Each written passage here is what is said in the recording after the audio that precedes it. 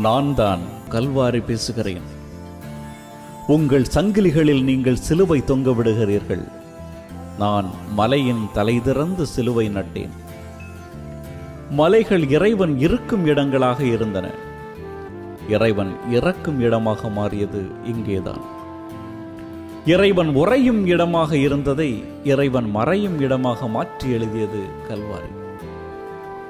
நான் கோடை வாசஸ்தலமாயிருக்கும் குழுகுழு மலை அல்ல, நிழல் கொடுத்து வியர்வை விரட்டும் நிம்மதி மலையும் அல்ல. ஆனாலும் காலங்கள் தாண்டியும் நான் கவனிக்கப்படுகிறேன், யுகங்கள் தாண்டியும் நான் நினைக்கப்படுகிறேன்.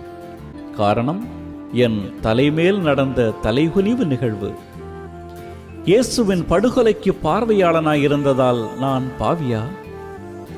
இயேசுவின் இரத்தம் புரண்ட பூமி என்பதால் நான் புனிதனா? புரியவில்லை. மலைமேல் உள்ள ஊர் மறைவாயிருக்க முடியாது என்றார் இயேசு.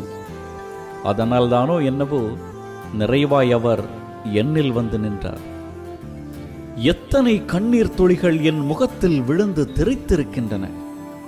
எத்தனை புலம்பல் ஒலிகள் விழியில் விழுந்து அழுதிருக்கின்றன. எத்தனை ஏளன மொழிகள் என் முதுகில் முள்ளாய் குத்தி இருக்கின்றன. அத்தனை சுமந்தும் மௌனமாயிருக்கிறேன்.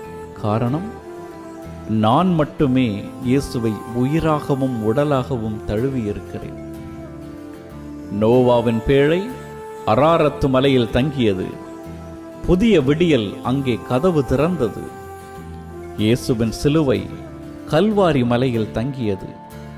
புதிய வானம் இங்கே கதவு திறந்தது. சீனாய் மலையில் வார்த்தைகள் பொறிக்கப்பட்டன. கல்வாரி மலையில் வார்த்தையானவர் பொறிக்கப்பட்டார். நான் வாக்கியம் செய்தவன், பரமனின் பாதங்களை தழுவிக்கொண்டேன். நான் சபிக்கப்பட்டவன், மகனின் படுகொலை கண்ட அன்னை விழிகளின் கதறல் கேட்டேன். நான் கல்வாரி மலை பேசுகிறேன்.